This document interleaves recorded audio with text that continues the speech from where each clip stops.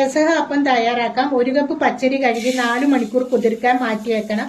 1/2 cup ഉഴുന്നുപരിപ്പ് കഴുകി വെള്ളം കളഞ്ഞ് വറുത്ത് തണുത്തിട്ട് പൊടിച്ചു മാറ്റി വെക്കണം. ഒരു മിക്സിയുടെ ജാറിൽ 2.5 കപ്പ് തേങ്ങ ചിരകിയത്, 6 ചെറിയ ഉള്ളി, 2 ചെറിയ വെളുത്തുള്ളി, 1 ടീസ്പൂൺ ജീരകം കൂടി ചേർത്ത് ചതച്ചു മാറ്റി വെക്കണം.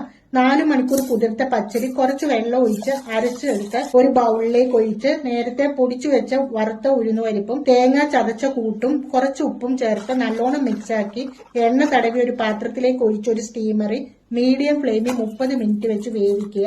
അധികം വെള്ളം ചേർക്കാതെ വേണം അരച്ചെടുക്കാനായിട്ട് അരി. ഒരു സോസ് പാനിൽ തേങ്ങയുടെ 2/2 പാൽ 1 കപ്പ് ഒഴിച്ച് അപ്പത്തിന്റെ അരിപ്പൊടി 2 ടീസ്പൂൺ, ഏലക്ക പൊടിച്ചത് 1/2 ടീസ്പൂൺ, ചുക്കുപൊടി 1/4 ടീസ്പൂൺ, 3/4 കപ്പ് ഉരുക്കിയ ശർക്കരയും കൂടി ചേർത്ത് നന്നായിട്ടൊന്ന് ഇളക്കി യോജിപ്പിച്ച് ഗ്യാസ് സ്റ്റോപ്പിൽ വെച്ച് കുറുകി വരുമ്പോൾ തേങ്ങയുടെ 1/4 പാൽ 1/2 കപ്പ് ഒഴിച്ച് ഫ്ലെയിം ഓഫ് ചെയ്യുക.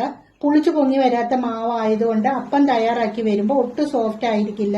വീഡിയോയ്ക്ക് വേണ്ടി ബുധനാഴ്ച തയ്യാറാക്കിയ അപ്പം ആയതുകൊണ്ടാണ് കുരിച്ചു വെക്കാഞ്ഞത്. മോണ്ടി തേഴ്സ്ഡേയുടെ അന്ന് തയ്യാറാക്കുമ്പോൾ സ്റ്റീമറിൽ വെക്കുന്നതിന് തൊട്ട് മുമ്പായിട്ട് ബാറ്റർ പാത്രത്തിലേക്ക് ഒഴിച്ചതിന് ശേഷം കുരിച്ചുകൂടി വെച്ച് വേണം കുക്ക് ചെയ്തെടുക്കാനായിട്ട്. Thank you for watching.